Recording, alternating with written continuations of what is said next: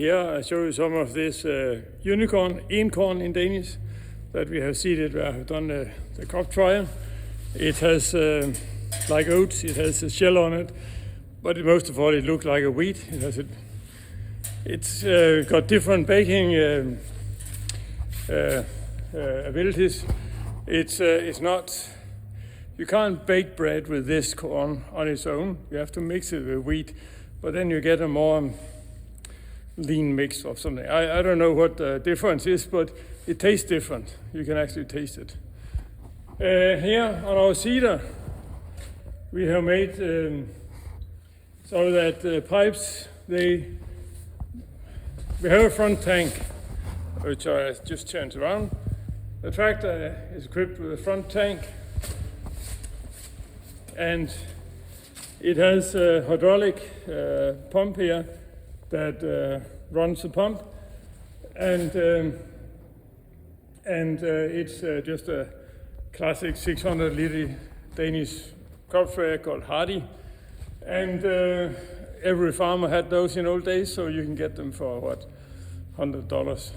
And so we stuck that on, and I have made a bypass here on the hydraulic pipe, so I can send it directly return, and you don't have to go through the oil motor. And that way I can set the tractor on the revs that it drives in the field when it's pulling the seeder. And then on the meter here, I can just adjust this valve until it's on 3 bar, 30 meter water pressure.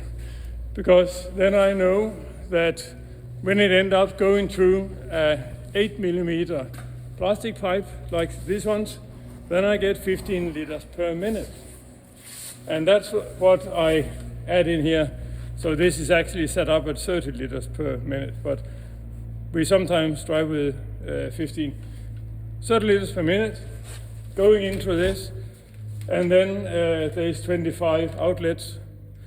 It's just a centimeter apart here. So there's a gummy ring around outside and back empty space in the middle so that you can share it.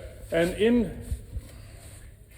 well, believe me, there is a little like a coin in here, but it's made of 3D printed plastic, and then a 1.5 millimeter hole. So I have that little bit inserted here so that I can get an even amount of water into each pipe. And then it is very important that we get a tri-piece on after, because from here to the ground is about nearly a meter.